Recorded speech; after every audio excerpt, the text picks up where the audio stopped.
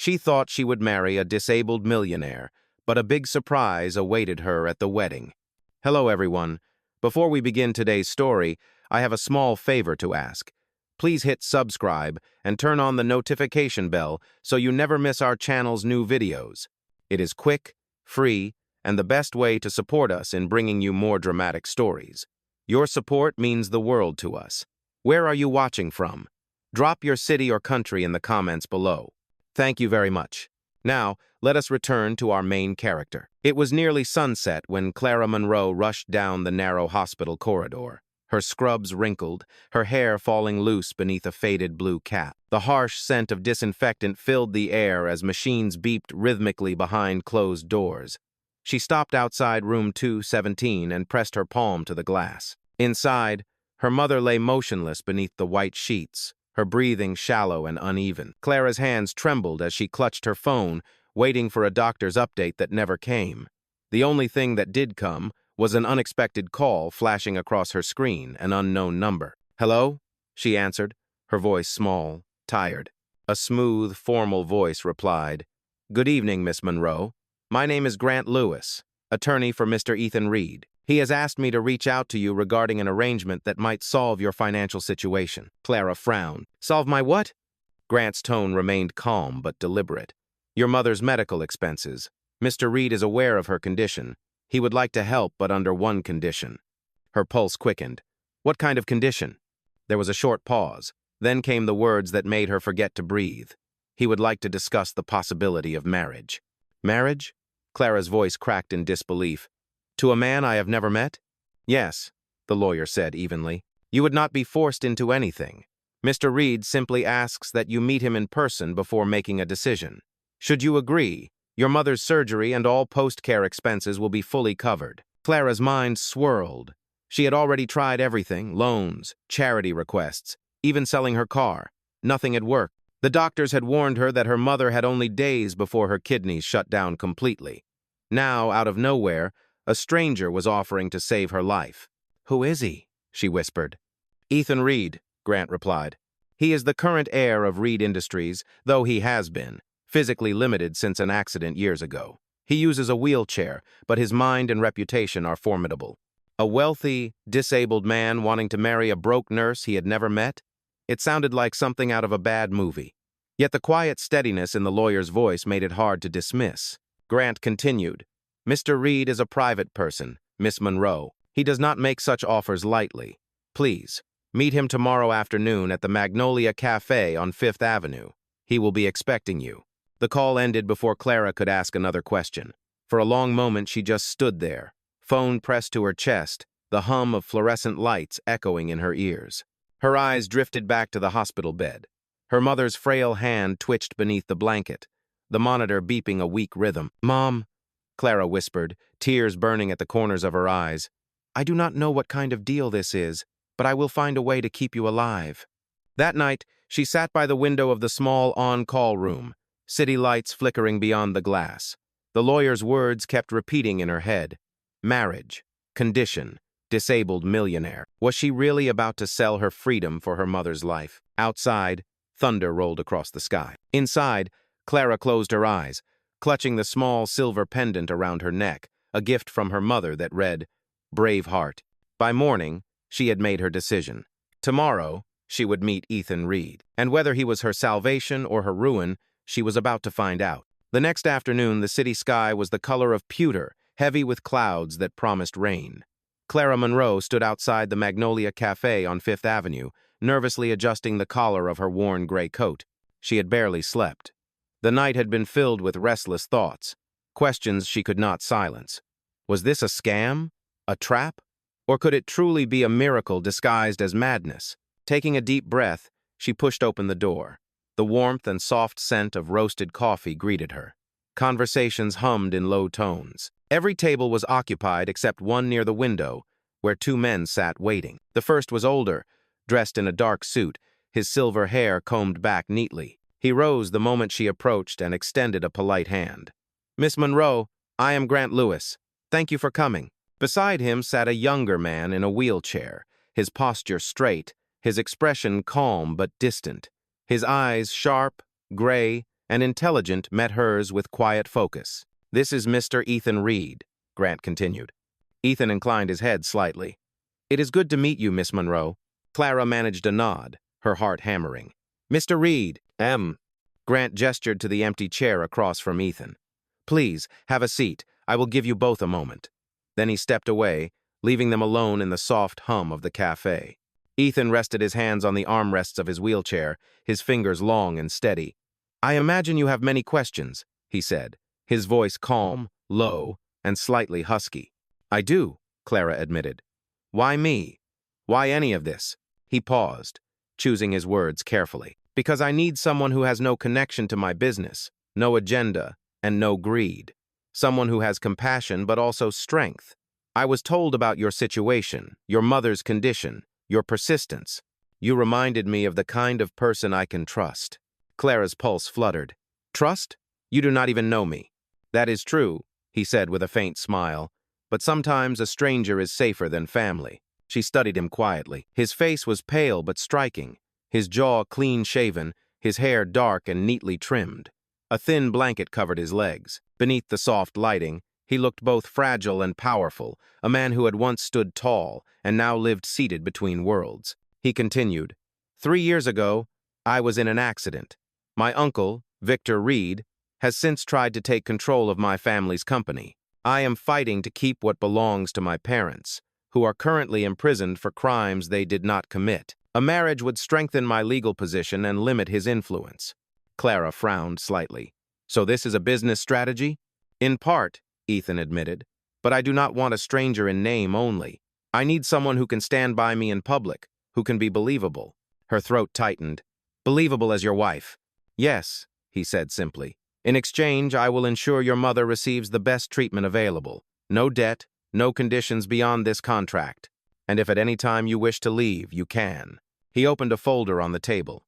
Inside were printed pages, a legal agreement, signatures blank. Clara stared at it, feeling the weight of the moment pressing on her chest. "Do you always make life-changing offers over coffee?" she asked softly. For the first time, he laughed a short, warm sound that surprised them both. "No, but I have learned that life rarely waits for ceremony." Rain began tapping against the window, soft and steady. Clara looked at her reflection in the glass, then at Ethan. "You are sure about this?" "I am," he said. "But I need to know you are not accepting out of fear. If you do this, it must be your choice." Her gaze dropped to the silver pendant at her neck, the words "brave heart" glinting faintly. She thought of her mother lying in that sterile room, machines breathing for her. She thought of the helplessness that had followed her for months. When she looked up, her eyes were clear. "I will do it," she said quietly. Ethan nodded once, relief flickering across his face. "Then we have an agreement." Grant returned, producing a pen and explaining the signatures. Clara's hands trembled as she signed her name beside Ethan's. The ink looked dark against the crisp paper, like a door she could never close again. Within an hour, the paperwork was filed, and Grant confirmed that the funds for her mother's surgery had been wired to the hospital. It happened so fast that Clara barely had time to process it. Outside, as she stepped into the damp air, she checked her phone. The hospital had already called the payment was confirmed, and the surgery would take place that evening. For a long moment, Clara stood under the awning, watching the rain fall in silver threads. Her heart was pounding, but a strange calm filled her chest. She whispered to herself, "It is done." Back inside the cafe window, Ethan watched her go, his hand resting lightly on the folded contract beside him. His reflection flickered against the glass, and for the briefest second, he let the faintest smile touch his lips. "Brave heart," he murmured under his breath, almost as if he had known the words on her necklace all along. 2 days later, Clara Monroe stood before the massive wrought-iron gates of the Reid estate, gripping the handle of her small, worn suitcase. The morning air smelled of wet earth and roses. The driveway stretched long and curved, lined with manicured hedges that looked too perfect to be real. She had never seen a home this grand outside of a magazine. A housekeeper in a neat uniform opened the gate. "Miss Monroe, welcome. Mr. Reid is expecting you." Clara followed her through the courtyard and into the mansion. The entrance was breathtaking, marble floors polished to a mirror shine, tall arched windows letting in golden light, and a staircase that spiraled upward like something from another world. Every step echoed softly, a sound that reminded her of how out of place she felt. Ethan waited for her in the drawing room. He sat near the window, the sunlight falling across his face, his wheelchair angled toward the garden. The same calm, steady expression she remembered from the cafe rested on his features. "You made it," he said, offering a small smile. Clara nodded, setting her suitcase beside the sofa. "Yes, my mother's surgery went well. The doctor said she is stable now." "I am glad to hear that," Ethan replied quietly. "You did the right thing." She hesitated before answering. "I do not know if it was right, but it was necessary." He met her gaze for a moment, then motioned to the hallway. "Let me show you around. This house will be your home for the next few months. You are free to use anything you need, and the staff will treat you as Mrs. Reid from this moment forward." The title made her pulse jump. Mrs. Reid. The words felt foreign in her mouth. He gestured toward the far end of the hall. "Your room is upstairs, next to mine. The lawyer will arrive later this week with the final marriage license and photographs for the announcement." "Oh." Clara followed him down the corridor, her shoes silent on the thick carpet. Paintings lined the walls, portraits of people who looked proud and cold, the Reid ancestors who had built this empire. She wondered what they would think of the quiet nurse walking through their halls as a contracted bride. In the evening, the house grew still. Rain began to fall again, tapping lightly on the windows. Clara unpacked her modest belongings in a room that seemed far too large for one person. The bed was wide and dressed in white linen, the air faintly scented with lavender. On the desk lay a note in Ethan's careful handwriting. "Dinner is served at 7. You do not need to dress formally." When she entered the dining room, Ethan was already there, seated at the head of a long oak table. Only 2 places were set. The rest of the chairs remained empty, like silent ghosts. He looked up as she entered. "You must be tired." "A little," she admitted. "This place feels like another planet." He gave a faint smile. "It used to feel like that for me, too." Dinner passed quietly at first. They talked about small things, her work at the hospital, his love for architecture, the weather. Yet beneath every exchange was a current of tension, the unspoken reminder that this was not a love story but a contract. Halfway through the meal, a sudden flash of lightning illuminated the tall windows. The thunder that followed rattled the chandelier slightly. Clara jumped, and Ethan noticed. "Storms make you nervous?" he asked. "Only when I am in strange places," she replied honestly. "This place may be strange," he said softly, "but it is safe." For a moment, something passed between them, a spark of warmth in a house that felt otherwise frozen. Later that night, Clara walked past the study and saw a thin strip of light beneath the door. Curiosity tugged at her. She hesitated, then peeked in. Ethan was there, surrounded by stacks of folders and papers.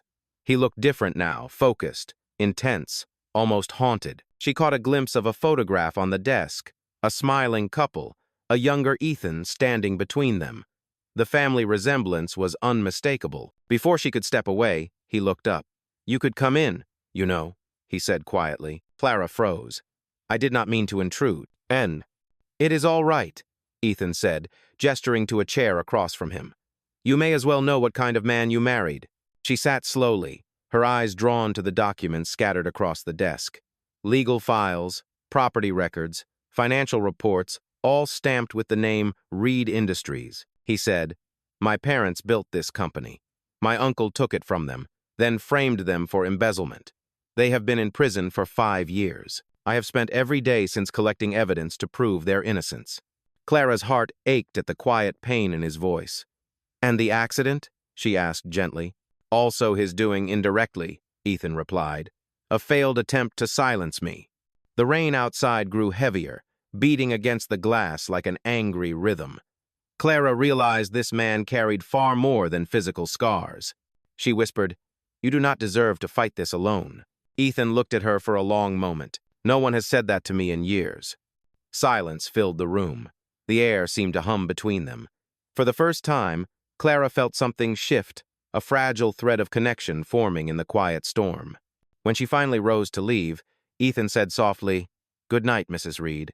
The sound of it followed her all the way back to her room. As she closed the door behind her, she leaned against it and let out a shaky breath. The contract had brought her here for money and duty. But what she felt now was something far more dangerous: hope. The following week passed in a blur of quiet routine. Clara Monroe began to settle into the rhythm of the Reid mansion: morning walks through the rose garden, silent breakfasts with Ethan, and afternoons spent reading in the sunlit library. The staff treated her with formal kindness, always addressing her as Mrs. Reid, though the title still felt like a borrowed name. Each day she learned something new about Ethan. He was disciplined and private, but not unkind.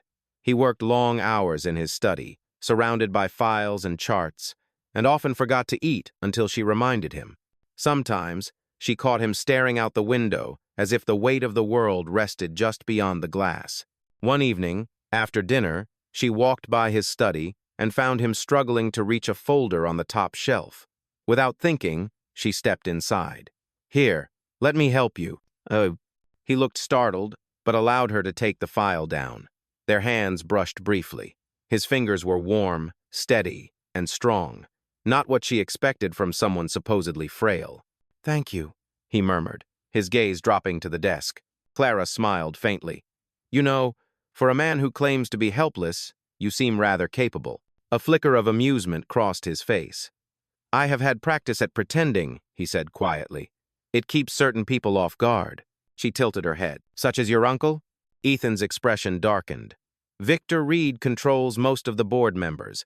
As long as they believe I am weak, he will not move against me openly. If he knew how much progress I have made in therapy, he would try to destroy what little ground I have left." Clara's heart ached at the quiet bitterness in his tone.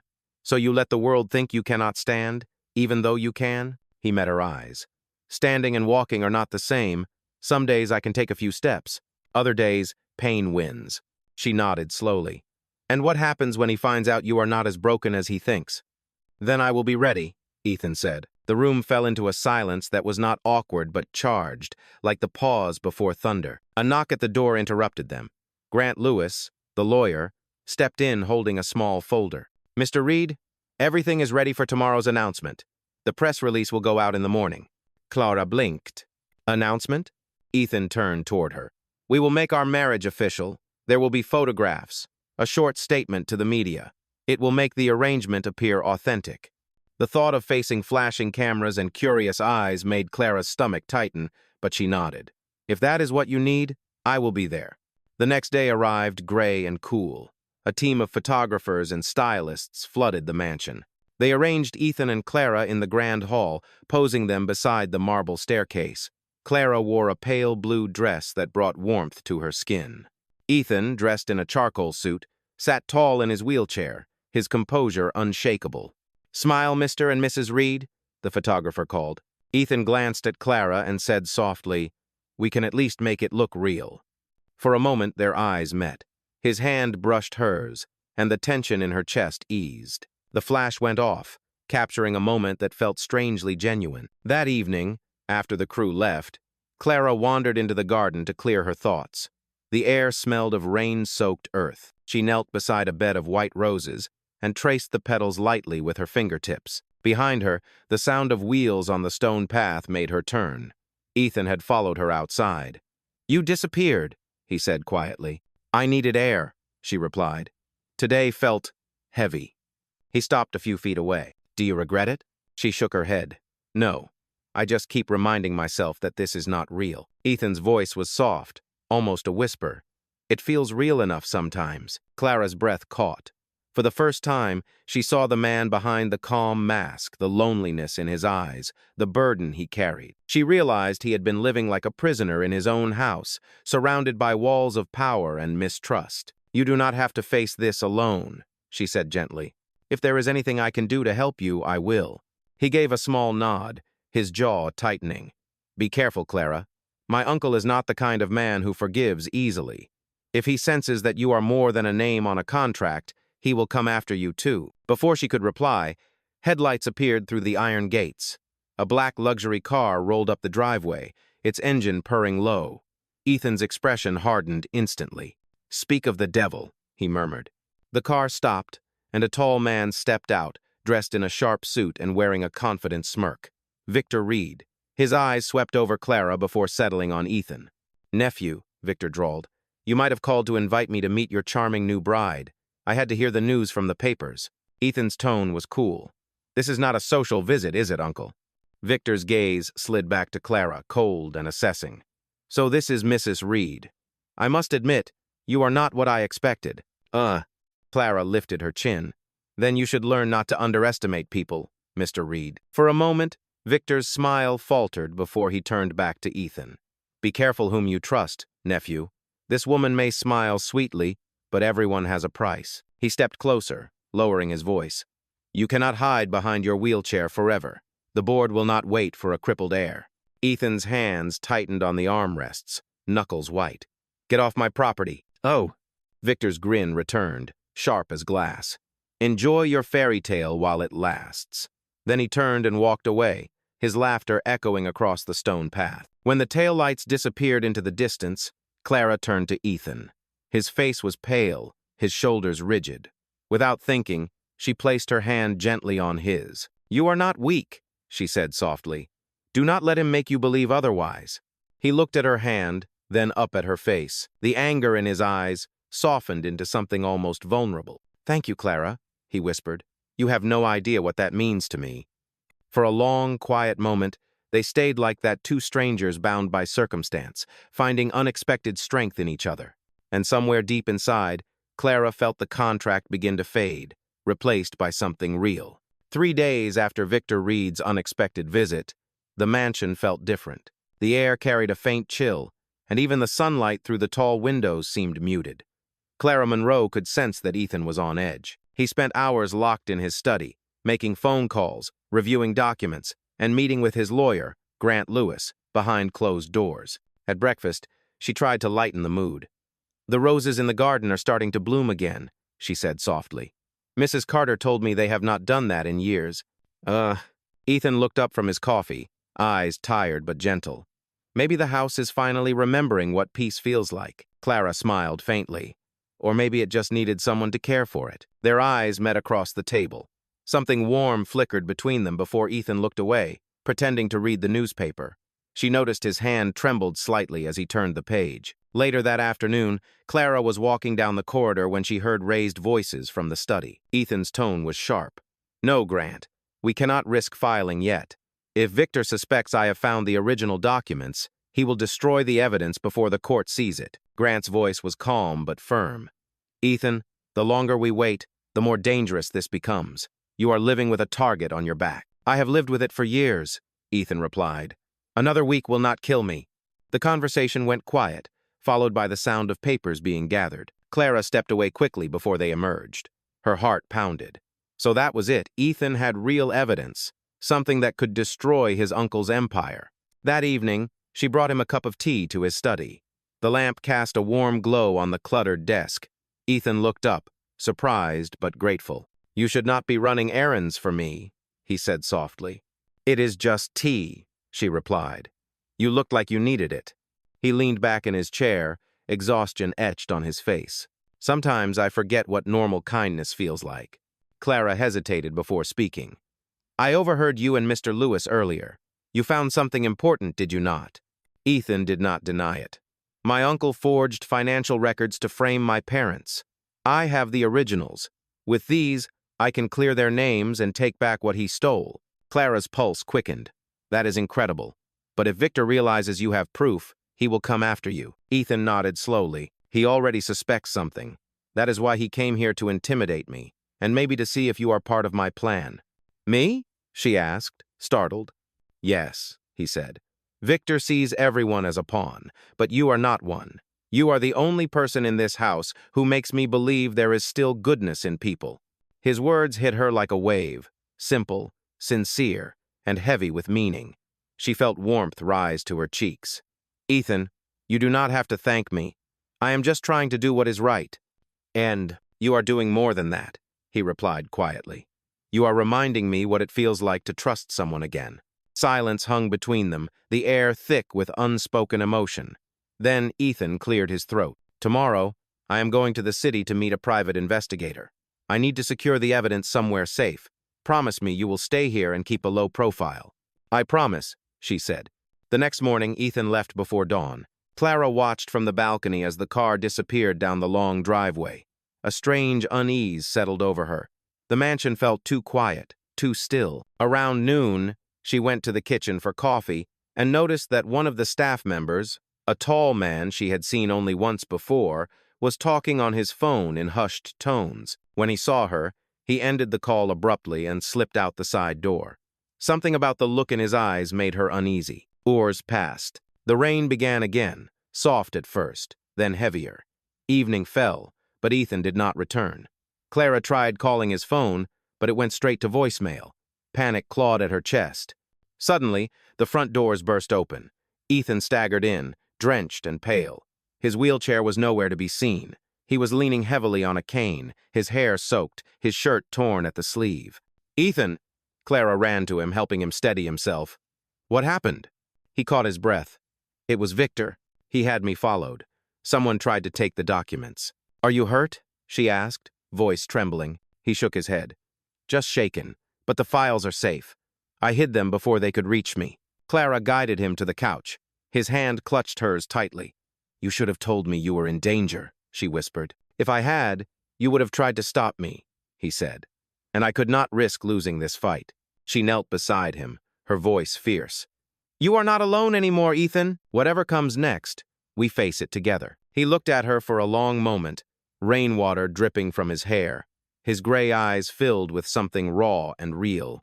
"Together," he repeated softly. Outside, thunder rumbled again, echoing through the vast halls of the mansion. Inside, Clara helped him up carefully, guiding him toward his room. He leaned on her shoulder, his steps unsteady but determined. When they reached the doorway, he stopped and looked down at her. "Clara," he said, his voice low, "I need to tell you something." She met his gaze, her heart racing. "What is it?" He hesitated, his fingers tightening on the cane. "The wedding. It has to happen sooner than we planned." Her eyes widened. "Why?" "Because Victor is about to make his move," he said grimly, "and the only way to protect both of us is to make this marriage real in every sense of the word." The thunder cracked again outside, as if sealing his words. Clara stood frozen, realizing that what began as a contract was quickly turning into something far more dangerous and far more real. The next morning dawned with a strange stillness. Heavy clouds lingered over the Reid mansion, casting long shadows through the tall windows. Clara Monroe woke early, unable to shake the unease that had settled in her chest since Ethan's return the night before. His words echoed in her mind, "The wedding has to happen sooner than we planned." By mid-morning, the house was a hive of quiet activity. The lawyer Grant Lewis arrived with folders, signatures, and a team of staff preparing the garden for a private ceremony. Clara moved through it all as if in a daze, every motion mechanical. The gown Mrs. Carter brought to her room was simple and elegant ivory silk, with lace sleeves that brushed against her wrists. When she looked at herself in the mirror, she hardly recognized the woman staring back. She looked calm, composed, even radiant. But inside, her heart raced. Mrs. Carter smiled softly. "You look beautiful, Mrs. Reid." Clara's lips curved faintly. "Not yet, but thank you." Outside, Ethan waited in the drawing room, dressed in a dark, tailored suit. His cane rested beside him. His posture was straight, his expression unreadable. When Clara entered, the world seemed to slow. He looked up, and for a moment, all the tension in his face softened. "You are early," he said quietly. "I could not sleep," she admitted. "You?" "The same," he replied. "Too many thoughts." Grant entered carrying a small velvet box. "Mr. Reid, everything is ready. The officiant will arrive in 15 minutes. Clara's breath caught. It was really happening. Ethan rose carefully to his feet, using the cane for balance. He crossed the room toward her with slow, deliberate steps. Each one seemed like a silent declaration of defiance, of endurance, of something deeper than obligation. He stopped in front of her. "You do not have to do this if you do not want to," he said softly. Clara looked up at him, her voice steady. "I am already here, Ethan, and I am not running." A flicker of gratitude crossed his face, followed by a shadow of fear. "Then whatever happens today, we face it together." The ceremony was held in the mansion's garden beneath the sprawling branches of an oak tree. Only a few witnesses attended. Grant, Mrs. Carter, 2 staff members, and a local officiant. The air was heavy with the scent of roses and rain-soaked grass. As Clara walked down the short path, her pulse pounded in her ears. Ethan stood at the small altar, leaning slightly on his cane, waiting. The officiant began the vows. "We are gathered here today to unite Ethan Reid and Clara Monroe in matrimony." The words blurred in her mind. All she could see was Ethan's face, his steady gaze, the pain behind his composure, and the silent strength that drew her in from the moment they met. When it was her turn to speak, her voice trembled but did not break. "I promise to stand by you," she said, "in truth, in trust, and in hope." Ethan's turn came next. His voice was quiet but sure. "I promise to protect you, to respect you, and to never let fear decide our future." The officiant smiled. "If anyone has any reason why these two should not be joined, speak now or remain silent forever." A sharp voice sliced through the still air. "I object." Every head turned toward the mansion gates. Victor Reid stood there, flanked by two men in dark suits. His smirk was unmistakable. Ethan's jaw clenched. "Uncle, this is not your concern." "Oh, but it is," Victor said smoothly. "I cannot allow my dear nephew to trap an innocent woman in his lies. You all deserve to know the truth." Stiff gasps rippled through the small crowd as Victor pulled out his phone. "My nephew here has been pretending to be crippled for years. Look closely, he can walk." The men beside him lifted cameras, snapping pictures. Ethan took a slow, deliberate breath. Clara reached for his hand instinctively, her heart racing. "Let them take all the pictures they want," Ethan said quietly. "They will show the truth, but not the one he thinks." With visible effort, he pushed the cane aside and straightened. Every muscle in his body strained, but he stood tall. The guests gasped. Cameras clicked furiously. "Yes," Ethan said, his voice strong. "I can stand. I can even walk. And I hid that not because I wanted sympathy, but because I needed to expose the man who betrayed my parents." Victor's smirk faltered. "You are delusional." Ethan reached into his pocket and pulled out a small flash drive, holding it up for all to see. "This contains every forged document you created to frame them. The truth is already in the hands of the authorities." Victor's face went pale. "You cannot prove anything." "Actually, I can," Ethan said calmly. "And the press you brought here will have quite a story to print. You tried to ruin my parents, and you tried to ruin me. But you underestimated one thing." He turned toward Clara, his voice softening. "You underestimated love." For a moment, the world fell silent. Rain began to fall again, gentle and cold, dotting Clara's veil. Ethan took her hands, his gaze steady. "What started as an arrangement became the only truth I have left," he said, "and I will not let fear or lies destroy it." Victor's men lowered their cameras, uncertainty spreading through them. Victor turned sharply and stormed away, his voice dripping with fury. "This is not over, Ethan." But no one followed him. The officiant, shaken but resolute, cleared his throat. "Shall we continue?" Ethan looked at Clara. "I do." Tears blurred her vision as she whispered, "I do." When the officiant pronounced them husband and wife, Ethan leaned forward, pressing a trembling kiss to her forehead. The guests applauded quietly, the sound mingling with the soft rain. In that moment, under gray skies and the scent of roses, the lie that began their marriage became something undeniably real. And as they stood together, no longer pretending, no longer hiding, Clara realized she had not just married a man fighting for justice. She had married a man brave enough to stand, even when the world wanted him broken. For several long seconds after Victor Reid's car disappeared beyond the gates, the garden remained utterly still. The soft rain fell over the chairs, the altar, and the scattered rose petals that clung to Clara Monroe's gown. Ethan Reid was still standing, his hand gripping hers tightly. His chest rose and fell with slow, deliberate breaths, as if he were teaching his body to believe in its own strength again. The officiant, visibly shaken, cleared his throat. "Congratulations, Mr. and Mrs. Reid." The words felt surreal, echoing in the quiet air. Clara turned to Ethan, and for the first time since their strange arrangement began, she saw peace in his eyes. The anger, the fear, the years of pretending all seemed to fade under the weight of that single moment. Inside the mansion, Mrs. Carter rushed to meet them with dry towels and worried eyes. "Sir, you need to rest," she said, guiding Ethan toward the fireplace. Ethan sat slowly, wincing as the muscles in his legs trembled. Clara knelt in front of him, drying his hands with gentle care. The firelight flickered across their faces, warm against the storm outside. "You should not have pushed yourself so hard," she whispered. "You could have fallen." He smiled faintly. "Maybe, but if I had stayed seated, He would have won. I had to show them that I am not the man he painted me to be. Clara looked at him, her voice soft but firm. You did more than that. You showed them what strength really means. Ethan's gaze lingered on her for a moment, then he reached up, brushing a strand of wet hair from her cheek. Clara, he said quietly, thank you. You gave me the courage to stand when I thought I never would again. Her heart fluttered. You did that yourself. He shook his head. No, you reminded me why it mattered. The sound of footsteps echoed in the hall, and Grant Lewis appeared, carrying a briefcase. The authorities have received the evidence, Ethan. I just spoke with the investigators. Victor will not be able to cover his tracks this time.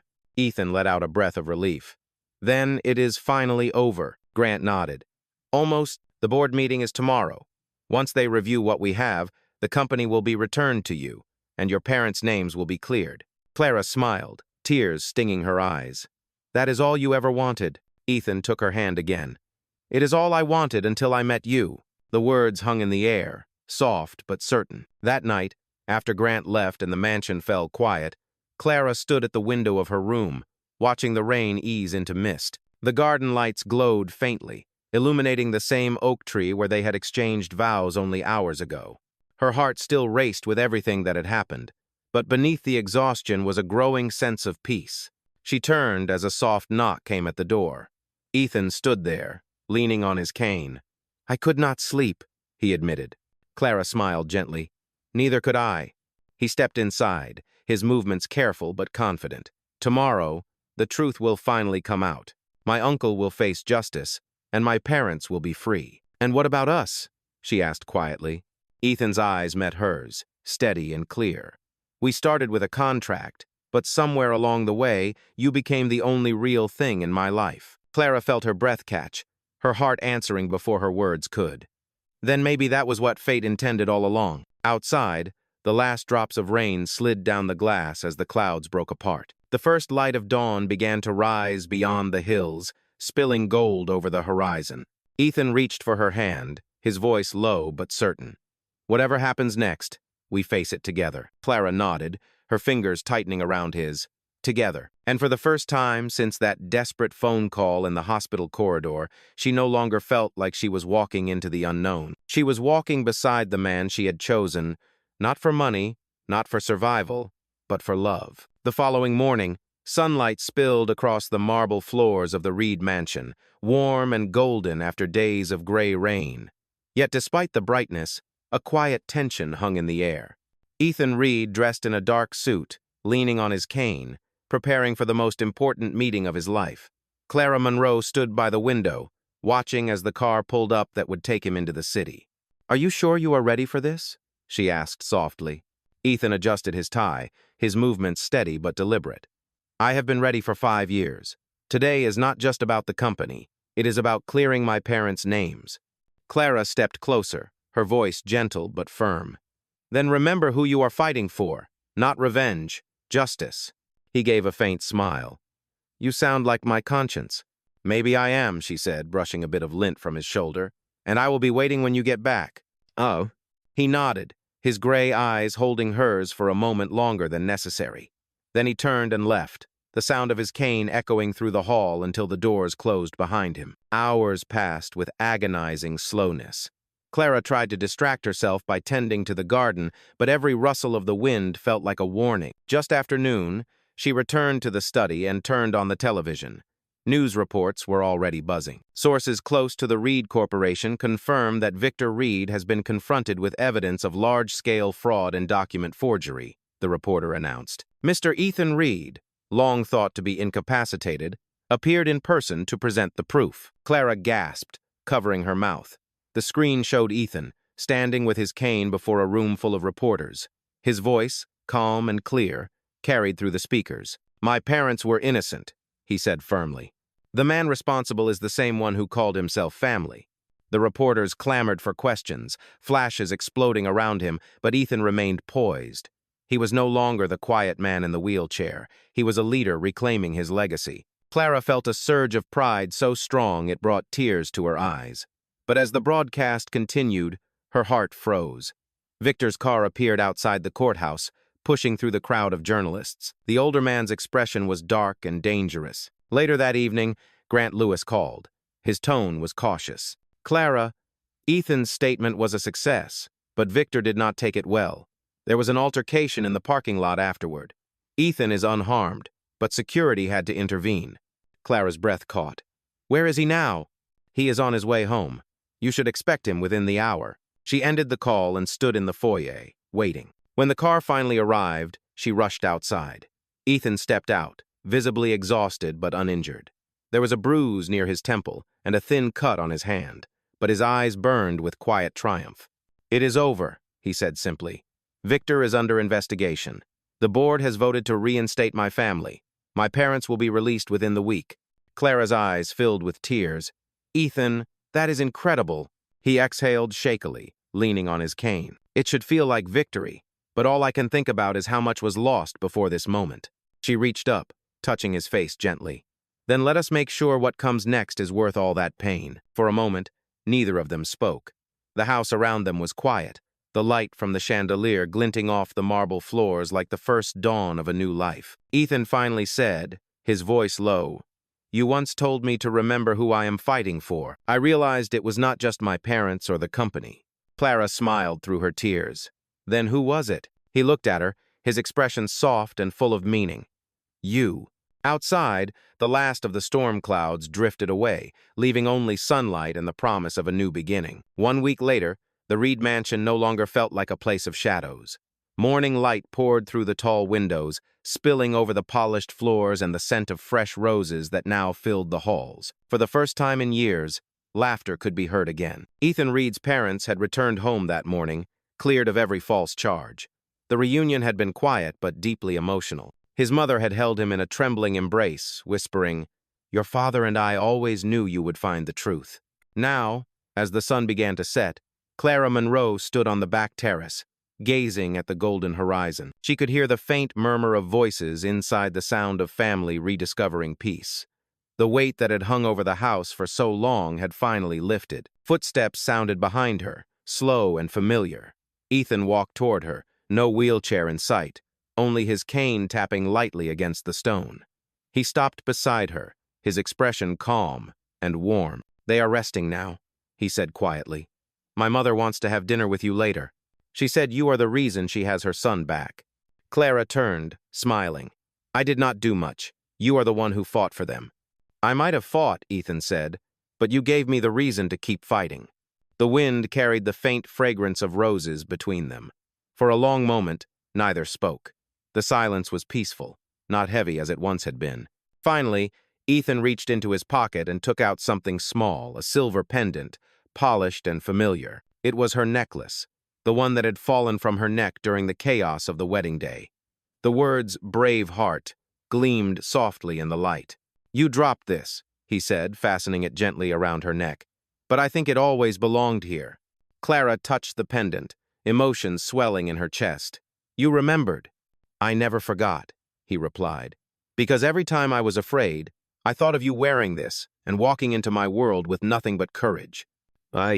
She blinked back tears, her voice barely above a whisper. "So what happens now?"